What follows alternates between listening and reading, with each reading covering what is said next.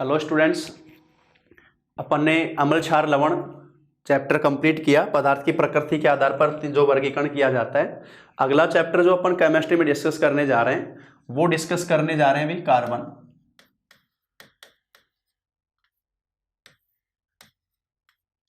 Carbon व इसके अपर रूप। फिलहाल अपन ये डिस्कस करेंगे पहले कार्बन व इसके अपर रूप। एल्ट्रॉप्स ऑफ कार्बन। कार्बन जो अपन ने तत्वों का वर्गीकरण पढ़ा था, कार्बन एक ऐसा तत्व है जिसके सबसे ज्यादा यौगिक पाए जाते हैं और प्रकृति में जो ज्ञात यौगिक है उनमें सबसे ज्यादा कार्बन के मौजूद हैं। तो केमिस्ट्री जो पढ़ी जाती है अपन दो प्रकार से पढ़ते हैं, अकार्बनिक रसायन और कार्बनिक रसायन। अकार्बनिक रसायन में तो अपन बाकी सारे तत्वों का डिस्कशन करते हैं और कार्बनिक रसायन में केवल और केवल कार्बन को डिस्कस करते हैं। अब कार्बन जो डिस्कस हो रहा है ना, उस कार्बन की अगर अपन बात करें तो कार्बन में ऐसा क्या है कि ये बाकी अन्य सभी से सबसे ज्यादा यौगिक इसके पाए जा रहे हैं। अपन कार्बन के पहले सामान्य गुण डिस्कस करेंगे, उसके बाद में इसके यौगिकों को डिस्कस करेंगे। सबसे पहले मैं बता रहा हूं कार्बन के सामान्य गुण। कार्बन के सामान्य गुण, सबसे पहले तो कार्बन का सिंबल, प्रतीक। कार्बन का जो प्रतीक है भाई वो है C612 और इससे ये क्लियर हो गया कि कार्बन का परमाणु क्रमांक कितना है। कार्बन का परमाणु क्रमांक है 6 और द्रव्यमान संख्या है 12। परमाणु क्रमांक 6 और द्रव्यमान संख्या 12। भाई ये तो लिखते हैं अपन, नीचे परमाणु क्रमांक ऊपर द्रव्यमान संख्या। अब एक ये तो कार्बन का प्रतीक जो बोला जाता है, यहां पर एक नोट में यहां करा देता हूं, बाकी ये चीज अपन ने डिस्कस भी कर ली थी कि किसी भी तत्व के एक परमाणु का भार का मानक तत्व कौन है भी। अपन ने तत्वों के परमाणु भार को दर्शाया था किसके सापेक्ष, C12 कार्बन 12 के एक परमाणु के भार से। तो परमाणु भार का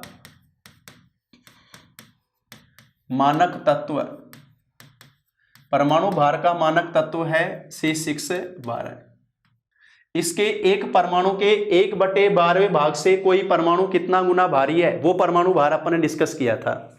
तो अगर क्वेश्चन आया कि परमाणु भार का मानक तत्व, परमाणु भार का मानक तत्व कौन है, तो C612 बताओगे।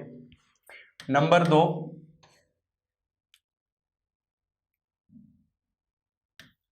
समस्थानिक। अगर कार्बन के समस्थानिक की बात करें, समस्थानिक आइसोटोप अपन ने क्या बताए थे, एक तत्व के भिन्न परमाणु, क्या बोल रहा हूं मैं, एक तत्व के भिन्न परमाणु जिनका परमाणु क्रमांक समान है लेकिन द्रव्यमान संख्या, न्यूट्रॉन संख्या अलग अलग है। अब कार्बन के समस्थानिक की बात करें तो एक तो C613 और एक लिख रहा हूं मैं C614।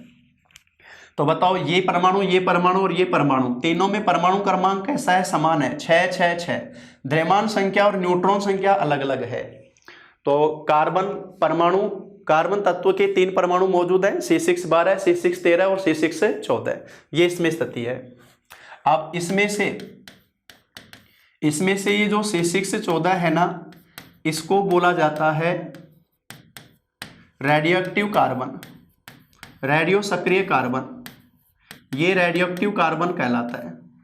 और रेडियोएक्टिव जो कार्बन है इसको यूज किया जाता है कार्बन डेटिंग पद्धति।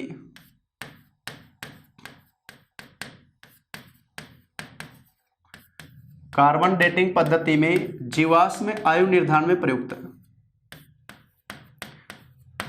जीवाश्म आयु निर्धारण। जीवाश्म किसको बोलते हैं,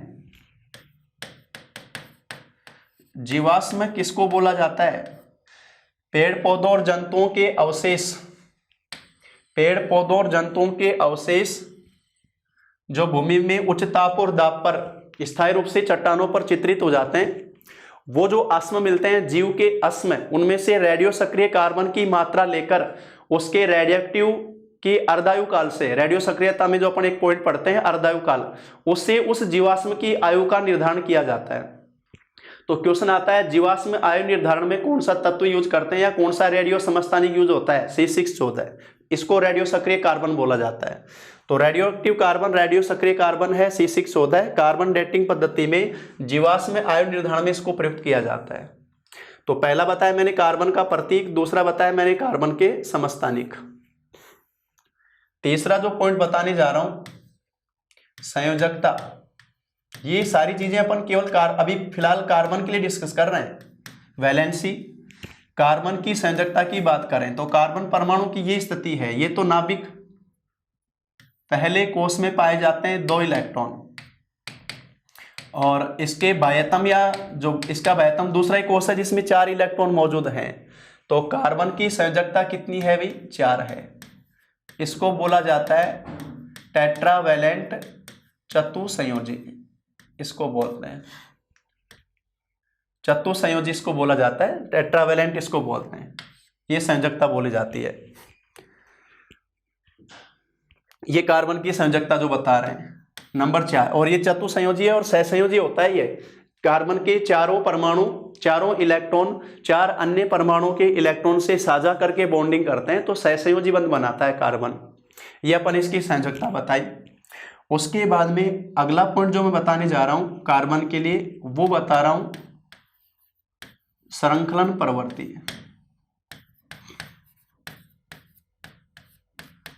और ये है कार्बन का विशेष गुण।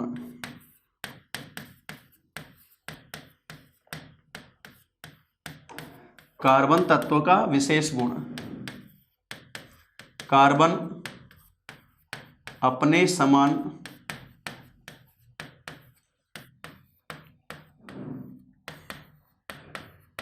अन्य कार्बन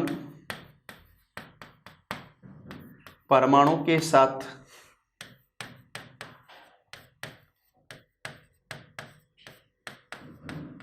लंबी श्रृंखला या चक्रीय रूप में बंध बनाता है।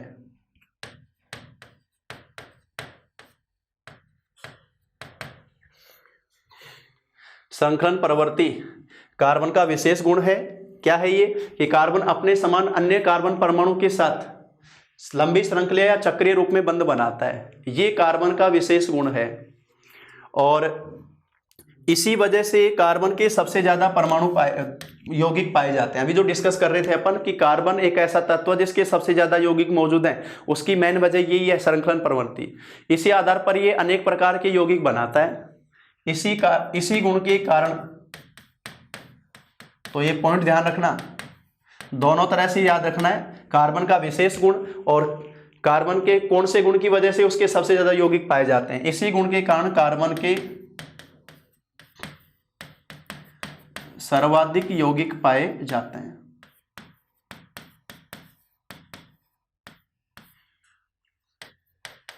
सर्वाधिक यौगिक पाए जाते हैं। अगला जो गुण बताने जा रहा हूं वो मैं बता रहा हूं भाई अपर रूप, अपर रूपता, एल्ट्रोप्स। अपर रूपता की डेफिनेशन बता रहा हूं पहले। किसी तत्व के एक से अधिक रूप, किसी तत्व के एक से अधिक रूप जिनमें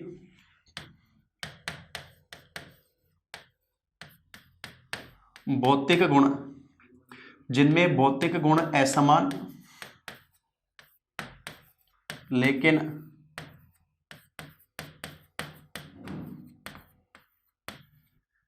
रासायनिक गुण समान होते हैं।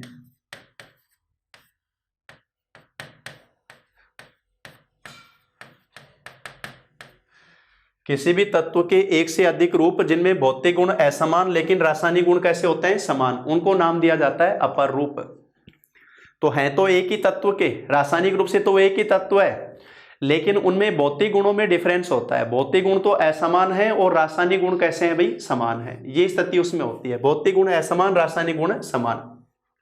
अब यहां पर भौतिक गुण असमान, रासायनिक गुण समान, समझो इसमें कार्बन के अपर रूप जो अपन ने बात की।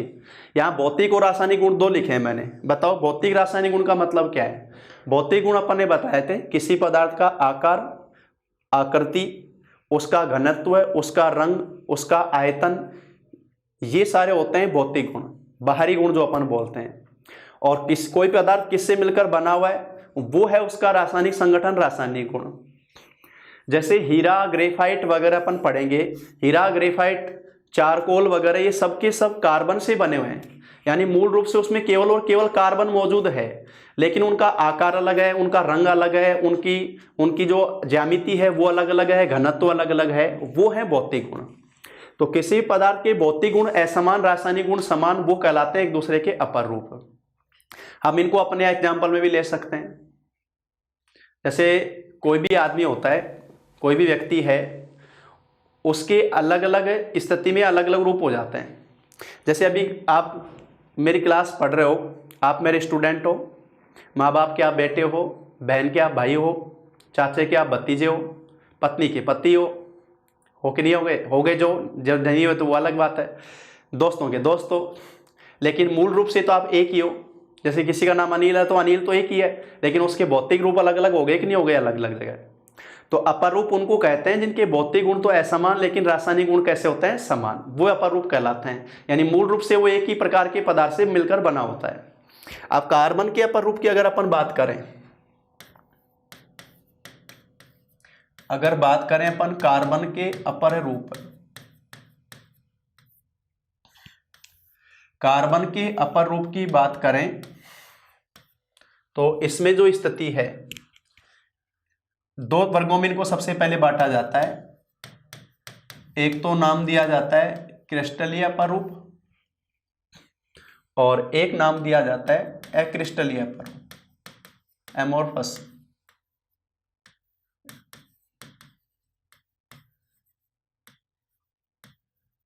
एमोर्फस, अक्रिस्टलीय और क्रिस्टलीन, ये क्रिस्टलीय हो गए।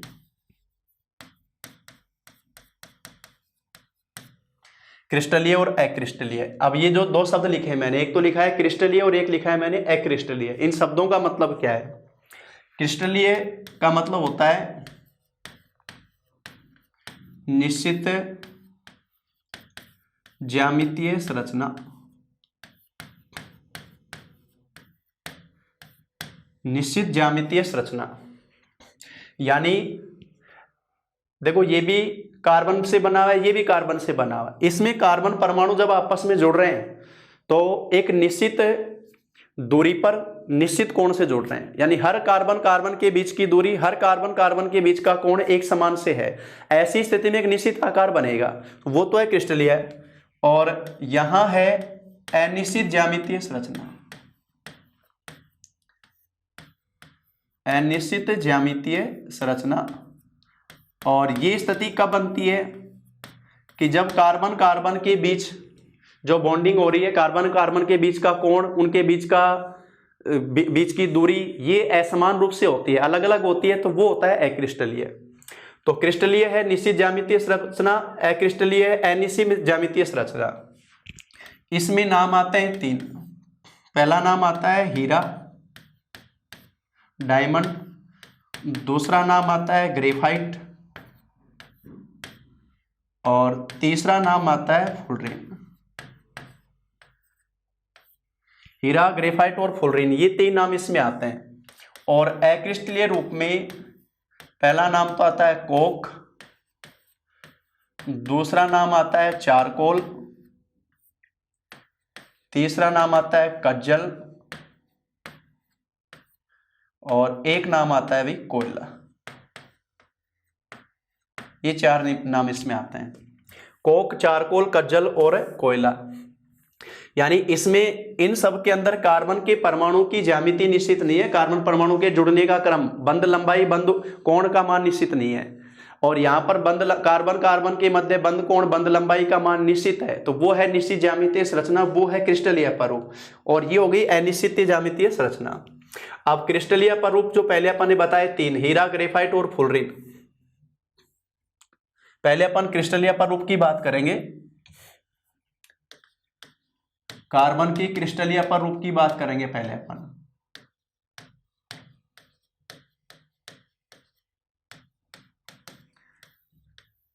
और क्रिस्टलीय अपर रूप में पहला जो अपन बात करने जा रहे हैं वो बात कर रहे हैं अपन हीरा,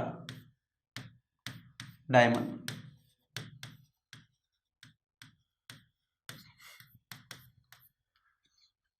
हीरा, डायमंड। सबसे पहले तो बता रहे हैं अपन इसकी संरचना, क्योंकि देखो यहाँ बात जो होगी वो भौतिक गुणों की होगी। भाई रासायनिक रूप से तो ये सारे एक जैसी क्रिया करेंगे, चाहे वो हीरे को ले लो, चाहे ग्रेफाइट को ले लो, फुलरिन को ले लो। डिफरेंस किस चीज का है? भौतिक गुणों का है। तो यहाँ जो बात होगी वो भौतिक गुणों के लिए होगी। अब भौतिक गुणों में पहला ले रहे हैं अपन संरचना।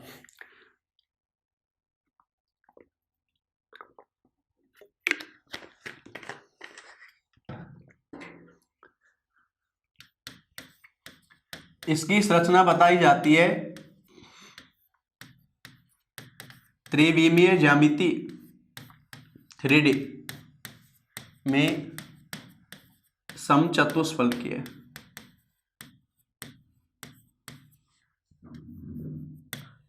त्रिविमीय ज्यामिति में समचतुष्फलकीय, ये इसकी संरचना होती है। मैंने यहाँ एक शब्द लिखा है 3D। अपन एक बोलते हैं 1D 2D 3D, 1 डायमेंशियल 2 डायमेंशियल 3 डायमेंशियल, एक विमीय, द्विविमीय, त्रिविमीय। अगर किसी वस्तु की स्थिति को दर्शाने के लिए केवल एक दिशा की आवश्यकता होती है, एक विमा की, तो वो होता है 1D। जैसे लंबाई, दो बिंदुओं के बीच की दूरी, लंबाई जो दर्शाते हैं। अगर क्षेत्रफल दर्शाना है तो 2D में आएगा, दो दिशाएं हो गई। जैसे ये तल है ना, प्लेन जो नजर आ रहा है सामने, ये 2D है, बोर्ड जैसे नजर आ रहा है। और अगर आयतन दर्शाना है, लंबाई इंटू चौड़ाई इंटू ऊंचाई, तो वो आ गया 3D। जैसे इस बोर्ड में सामने का तल तो हो गया 2D, और अगर इसमें अपनी इसकी डेप्थ भी शामिल कर लें तो फिर वो स्थिति हो गई 3D। तो हीरे में प्रत्येक कार्बन परमाणु 3 अन्य कार्बन परमाणु से समचतुष्फल के रूप में जुड़ता है त्रिविमीय स्थिति में। तो ऐसी स्थिति में इसकी जो स्ट्रक्चर बनती है हीरे के अंदर, प्रत्येक कार्बन परमाणु, जैसे मैं एक कार्बन के लिए दिखा रहा हूं, एक कार्बन 4 अन्य कार्बन परमाणु से बॉन्डिंग करता है, 4 अन्य कार्बन परमाणु से बॉन्डिंग करता है। तो यहां पर देखो एक परमाणु मैंने दिखाया कार्बन का, ये जो लाइन मैंने दिखाई है ये तो है 2D में सामने वाले तल में, एक ये जो मैंने डॉट लाइन दिखाई है ये पिछला तल है। और इसी प्रकार से अन्य कार्बन परमाणु। तो फिलहाल अपन इन 4 को जो जोड़ के देखा है, अगर अपन इन चारों को मिलाकर देखें ना, तो बताओ स्ट्रक्चर जो जनरेट हो रही है वो किस प्रकार की हो रही है? समचतुष्फलकीय है। अब इसमें जो कार्बन कार्बन के बीच का कोण है, कार्बन कार्बन के बीच का कोण, जिसको अपन बोलेंगे बंद कोण, ये होता है 109 डिग्री 28 मिनट। कार्बन कार्बन के बीच में बंद कोण जो आ गया, तो यहां पर जो बंद कोण है हीरे में कार्बन परमाणु के बीच में बंद कोण है 109 डिग्री 28 मिनट। और बंद लंबाई, कार्बन कार्बन परमाणु के बीच की दूरी, बंद लंबाई, जैसे अपन ये ले लें, कोई सी जगह ले लो बंद लंबाई, कार्बन कार्बन के बीच की दूरी, ये है 1.54 एंगस्ट्रॉम। कार्बन कार्बन परमाणु के बीच की दूरी 1.54 एंगस्ट्रॉम, और बंद कोण है 109 डिग्री 28 मिनट। ऐसे ही हर कार्बन 4 अन्य कार्बन परमाणु से जुड़ रहा है। ये अपन बता रहे हैं कार्बन की, हीरे की संरचना। त्रिविमीय ज्यामिति में समचतुष्फलकीय संरचना इसकी होती है। हर एक कार्बन परमाणु 4 अन्य कार्बन परमाणु से समान रूप से जुड़ा होता है, समान स्थिति में जुड़ा होता है। बंद लंबाई बंद कोण जो अपन ने बताया। नंबर 2 जो मैं बता रहा हूं वो ले रहा हूं मैं रंग। हीरा बताया जाता है पारदर्शी, तो पारदर्शी का मतलब अपन ये कहेंगे, कैसा रंग बोलेंगे भाई? रंगहीन बोला जाएगा। नंबर 3, पहला भौतिक गुण बताया संरचना, दूसरा बताया मैंने रंग, तीसरा बता रहा हूं मैं चालकता। चालकता, और हीरे की चालकता की बात करें तो इसको बताया जाता है कुचालक। बताओ कुचालक क्यों बता रहे हैं इसको?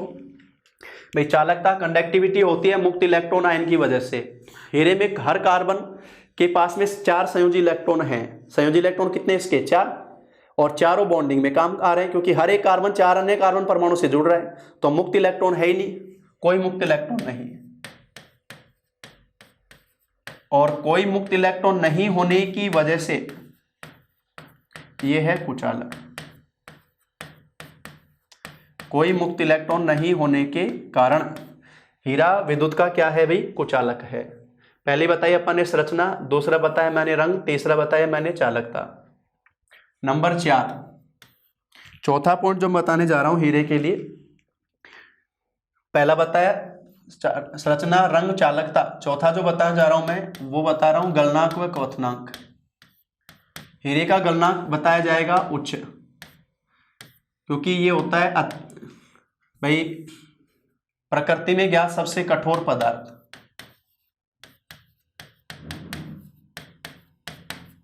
प्रकृति में ज्ञात सबसे कठोर पदार्थ। तो ये क्योंकि सबसे कठोर पदार्थ है तो इसका गलनांक सर्वाधिक होगा, उच्च होता है। नंबर 5 जो अपन बात करने जा रहे हैं इसे गुणों में, वो मैं बताने जा रहा हूं विशिष्ट घनत्व। किसी भी पदार्थ का जल के सापेक्ष घनत्व बताया जाता है, आपेक्षिक घनत्व, विशिष्ट घनत्व, वो मान होता है इसमें 3.54। अब विशिष्ट घनत्व क्योंकि एक अनुपात होता है, रेशियो होता है, तो इसकी इकाई नहीं आएगी, वो सीधा मान ही लिखा जाएगा। एक मैं बता रहा हूं इसमें अपवर्तनांक, यह आपने फिजिक्स में पढ़ा होगा। जब प्रकाश एक पारदर्शी माध्यम से भिन्न पारदर्शी माध्यम में गमन करता है तो प्रकाश के वेग में परिवर्तन से वह अपनी मूल दिशा से विचलित हो जाता है, इस गुण को कहते हैं अपवर्तन। तो किसी भी पदार्थ का, किसी भी पारदर्शी माध्यम का निर्वात के सापेक्ष जो अपवर्तनांक होता है ना, वो अपवर्तनांक कहलाता है या निरपेक्ष अपवर्तनांक कहलाता है। हीरे का अपवर्तनांक बताया जाता है 2.45 और ये अपवर्तनांक बताया जाता है सर्वाधिक। सर्वाधिक अपवर्तनांक वाला पदार्थ बताया जाता है हीरा। तो हीरा का अपवर्तनांक सबसे ज्यादा है क्योंकि पारदर्शी माध्यम में सबसे कठोर यही है हीरा। तो इसका वो जो बोलते हैं क्रांति कोण, क्रांति कोण जितना कम होगा अपवर्तनांक उतना ज्यादा होगा। इसका क्रांति कोण सबसे कम है जो 24 डिग्री बताया जाता है, अपवर्तनांक इसका सबसे ज्यादा, ये बोला जाता है। तो हीरे के लिए जो अभी अपन ने बात की है वो बात क्या की है, देखो पहला तो बताया मैंने उसकी संरचना, दूसरा उसका रंग कैसा है, तीसरा चालकता, चौथा गलनांक, पांचवा विशिष्ट घनत्व और छठा बताया मैंने अपवर्तनांक। इसके बाद में जो मैं बता रहा हूं हीरे के लिए वो बता रहा हूं इसका उपयोग, सातवां पॉइंट जो बता रहा हूं उपयोग। और उपयोग की अगर बात करें तो अत्यधिक कठोर है ना, इस वजह से कठोरता के कारण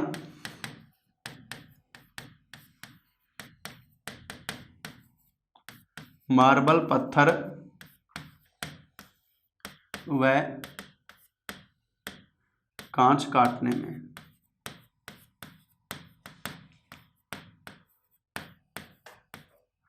मार्बल पत्थर व कांच काटने में इसको प्रयुक्त किया जाता है। कठोरता की वजह से अपघर्षक जो होता है उसमें इसको यूज करते हैं, तो उस वजह से ये इसका कठोरता के गुण होने के कारण। और एक चमक है इसलिए ज्वेलरी में, ज्वेलरी निर्माण में इसको यूज करते हैं। डायमंड रिंग ज्वेलरी निर्माण में। और एक फोनोग्राम रिकॉर्ड की सुई, फोनोग्राम रिकॉर्ड की सुई। फोनोग्राम रिकॉर्ड देखें, पुरानी मूवी में कई बार गाने आते थे, चित्रहार वगैरह देखते थे, बड़े आकार की सीडी उस पर घूमती चलती है और वो एक सुई जो उस पर रहती है। तो फोनोग्राम रिकॉर्ड जो होता है वो तो बना होता है PMMA पॉलीमेथिल मैथ एक्रिलेट बहुलक का, और उस पर जो सुई जो होती है वो हीरे की बनी होती है। फोनोग्राम रिकॉर्ड की सुई पूछेगा तो हीरा बताओगे। तो अपन ने क्रिस्टलीय अपर रूप में पहला पढ़ा है हीरा। नंबर 2 क्रिस्टलीय अपर रूप में दूसरा अपन डिस्कस करने जा रहे हैं वो है भाई ग्रेफाइट। दूसरा जो अपन डिस्कस करने जा रहे हैं ग्रेफाइट। सबसे पहले बात कर रहे हैं अपन ग्रेफाइट की संरचना की। द्विविमीय ज्यामिति में, द्विविमीय ज्यामिति में, द्विविमीय हो गया 2D द्विविमीय ज्यामिति में षटकोणीय वलय परत संरचना। द्विविमीय ज्यामिति में षटकोणीय वलय परत संरचना इसकी होती है, किसकी? ग्रेफाइट की। द्विविमीय ज्यामिति में षटकोणीय वलय परत संरचना, इसकी स्थिति क्या है? देखो यहां पर लिखा है मैंने षटकोणीय वलय परत संरचना। द्विविमीय ज्यामिति है तो इस प्लेन में दर्शा सकते हैं अपन आराम से। इसकी संरचना में क्या है कि हर एक कार्बन एटम 3 अन्य कार्बन एटम से जुड़ा होता है। हर एक कार्बन एटम 3 अन्य कार्बन एटम से जुड़ा होता है, जहां बंध कोण होता है 120 डिग्री। बंध कोण कितना होता है? 120 डिग्री। तो हर एक कार्बन 3 अन्य कार्बन एटम से जुड़ा होता है। तीन अन्य कार्बन एटम से जुड़ा होता है और फिर इनके बीच में आपस में बॉन्डिंग हो जाती है। आपस में भी बॉन्डिंग रहती है। अब जैसे हर एक कार्बन को 3 से दिखा रहे हैं अपन। इस कार्बन की तो 3 हो गई, 1 2 3। अब इस कार्बन के लिए तो 1 और 2 ही, 1 ये बढ़ गई। जैसे इस कार्बन की 1 और 2 गई, 1 ये बढ़ा दी अपन ने। अब इसी तरह से ये बढ़ गई, ये बढ़ गई।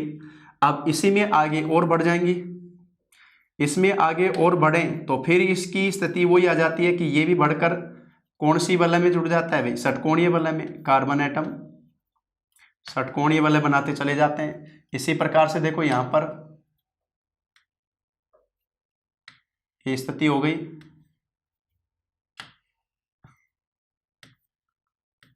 इस तरह से बॉन्डिंग करते चले जाते हैं। तो अब ये षटकोणीय वलय आपस में जब जुड़ गई, बताओ ये षटकोणीय वलय आपस में जुड़ी, षटकोणीय वलय जुड़ी तो जो क्या बन गई? परत बन गई। षटकोणीय वलय की क्या बन गई? परत। ये बढ़ती इसी प्रकार से चलती चली जाती है। अब ये एक परत है, इस जैसे इसको मैंने ऐसे दिखाया, ये ऐसी परत होती है। ये फिलहाल मैंने ये दिखाई तल में, ये इस तरह से होती है। इसी परत के नीचे दूसरी परत होती है, फिर तीसरी, चौथी, इस तरह से। तो ये एक परत दिखाई मैंने, ऐसे एक परत और दिखा रहा हूं। देखो वो भी मैं इसमें बोर्ड पे तो इसी प्रकार से दिखाऊंगा।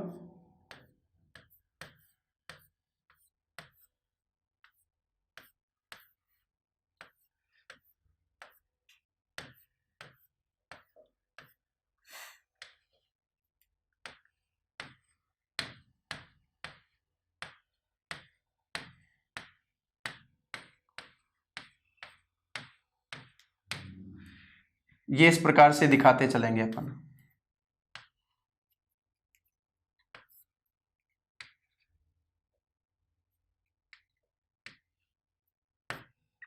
एक परत, दूसरी परत।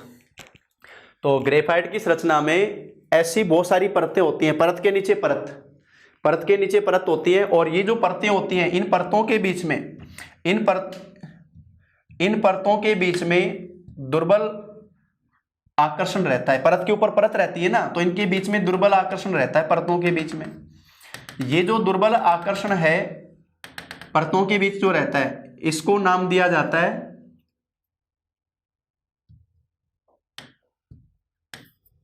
वान डेर वाल आकर्षण बल। और ये है एक दुर्बल आकर्षण बल।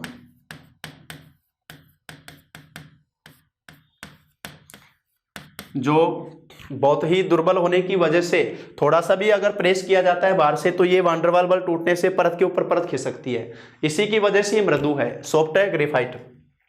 तो हीरे से अगर इसी संरचना की तुलना करें, हीरे की संरचना है 3D में, ग्रेफाइट की है 2D में। हीरे में एक कार्बन 4 अन्य कार्बन एटम से जुड़ रहा है, ग्रेफाइट में एक कार्बन 3 अन्य कार्बन एटम से जुड़ रहा है। और इसमें उसमें बंध कोण बताया अपन ने 109 डिग्री 28 मिनट, इसमें आता है 120 डिग्री। वहां पर बंध लंबाई देखो, यहां बंध कोण कितना बता रहे हैं अपन? 120 डिग्री। बंध कोण है 120 डिग्री और बंध लंबाई वो है 1.42 एंगस्ट्रॉम। कार्बन कार्बन के बीच की लंबाई जो है, दो कार्बन एटम के बीच की लंबाई वो है 1.42 एंगस्ट्रॉम। ये स्थिति आ रही है। तो ये जो अपन ने डिस्कस किया ग्रेफाइट की स्ट्रक्चर को, ग्रेफाइट की संरचना में किस तरह की स्थिति पाई जा रही है। उसके बाद में देखो दूसरा पॉइंट जो अपन डिस्कस कर रहे हैं, संरचना बताया अपन ने, दूसरा अपन बता रहे हैं रंग। इसका रंग बताया जाता है धूसर, जो अपन बोलते हैं grey colour, grey colour. Number 3, तीसरा पॉइंट जो बता रहे हैं अपन, गलनांक वो रहता है हीरे से कम, हीरे से कम। और ग्रेफाइट अत्यधिक मृदु होता है, ग्रेफाइट अत्यधिक मृदु होता है। और इसका कारण क्या है भाई, परतों के मध्य, परतों के मध्य दुर्बल वान डेर वाल बल, दुर्बल वान डेर वाल आकर्षण बल, इसकी वजह से ग्रेफाइट मृदु है। और एक पॉइंट ध्यान रखना, ये मृदु तो है, कठोर हीरा होता है, लेकिन ये हीरे की तुलना में स्थायी होता है, क्योंकि बंद कोण कम ज्यादा है ना इसमें। बंद कोण ज्यादा होने का मतलब है बॉन्ड स्ट्रेन कम हो जाएगा, आपस में जो तनाव कम हो जाएगा। जितना तनाव ज्यादा होगा, बंद कोण कम होगा तो तनाव ज्यादा, वो स्टेबिलिटी को कम दर्शाता है। यहाँ बंद कोण 120 डिग्री हीरे से ज्यादा है, तो ये इसके स्थायित्व उसकी तुलना में क्या है, ज्यादा है। नंबर 4 पॉइंट जो बता रहा हूं, चालकता। चौथा पॉइंट जो बताने जा रहा हूं, चालकता। ये है भाई सुचालक, हीरा विद्युत का कुचालक, और ये कैसा है भाई, सुचालक। कारण क्या है, प्रत्येक कार्बन पर एक मुक्त इलेक्ट्रॉन पाया जाना, प्रत्येक कार्बन पर एक मुक्त इलेक्ट्रॉन पाया जाता है, इस वजह से बताया जाता है विद्युत का सुचालक। ये स्थिति इसमें आती है। और एक पॉइंट जो अपन ने डिस्कस किया था वो एक इसमें भाई, इसका अगर विशिष्ट घनत्व पूछेगा वो बताओगे आप 2.2, वो 3.54 बताया था, यहाँ पर 2.2। अपवर्तनांक इसका होगा नहीं, क्योंकि ग्रेफाइट तो कैसा है भाई, अपारदर्शी है, तो इसका अपवर्तनांक नहीं आएगा। तो ये जो अपन ने डिस्कशन किए हैं, जो डिस्कशन किया हीरा और ग्रेफाइट की तुलना अपन ने की। उपयोग अगर देखें, अगर ग्रेफाइट के उपयोग की बात करें, सबसे पहला तो इसको यूज किया जाता है शुष्क स्नेहक, ड्राई लुब्रिकेंट। स्नेहक किसको बोलते हैं अपन, लुब्रिकेंट जो अपन यूज करते हैं ऑयल वगैरह, घर्षण को कम करना। तो और ये क्योंकि सॉफ्ट है और स्थायी है, सॉफ्ट और एक तो सॉफ्ट है, मृदु है, साथ में स्थायी है, तो इसको लुब्रिकेंट के रूप में यूज करते हैं मशीनों के अंदर। दूसरा जो उपयोग किया जाता है वो यूज किया जाता है नाभिकीय भट्टी में मंदक, नाभिकीय भट्टी में मंदक। और मंदक बोलते हैं न्यूट्रॉन का वेग कम करना। तो नाभिकीय अभिक्रिया न्यूट्रॉन के द्वारा जो होती है, उस अभिक्रिया के वेग को नियंत्रित करने के लिए जो मंदक यूज करते हैं, दो यूज करते हैं भाई, एक तो D2O भारी जल, D2O भी मंदक के रूप में यूज होता है, भारी जल, और एक ग्रेफाइट, दोनों मंदक के रूप में यूज होते हैं नाभिकीय भट्टी में मंदक के रूप में। तीसरा पेंसिल निर्माण, ये तो जानते हो आप, पेंसिल निर्माण में वो भी इसको यूज किया जाता है ग्रेफाइट को। चौथा बताओ, ड्राई सेल जो आते हैं, शुष्क सेल, उसमें बीच में जो छड़ होती है कार्बन की, वो एनोड है, वो है ग्रेफाइट की छड़। शुष्क सेल का जो एनोड है वो ग्रेफाइट की छड़ होती है, एनोड के रूप में काम करती है। तो शुष्क सेल में बीचों बीच जो छड़ होती है वो ग्रेफाइट की होती है, जो एनोड का काम कर रही है। एक क्रूसिबल निर्माण में, क्रूसिबल निर्माण में, लेबोरेटरी में अगर प्रैक्टिकली किया आपने, धातु को पिघलाने वाले पात्र जो होते हैं उनको क्रूसिबल बोला जाता है, धातु पिघलाने वाले पात्र, यानी जिन बर्तनों में धातु को पिघलाया जाता है वो है क्रूसिबल। क्योंकि ग्रेफाइट स्थायी है ना, ग्रेफाइट की परत उसमें बनाई जाती है, तो टूटते नहीं है, क्रूसिबल धातु को पिघलाने के लिए इसको यूज किया जाता है। तो ये मैंने ग्रेफाइट के जो मेन उपयोग बताए हैं। ड्राई लुब्रिकेंट के रूप में, नाभिक या भट्टी में मंदक के रूप में, पेंसिल निर्माण में, शुष्क सेल का एनोड बना होता है, क्रूसिबल निर्माण में इसको यूज करते हैं। तो हीरा और ग्रेफाइट दो क्रिस्टलीय रूप अपन ने डिस्कस किए हैं। तीसरा फुलरिन है, वो डिस्कस करेंगे अपन अगली क्लास में।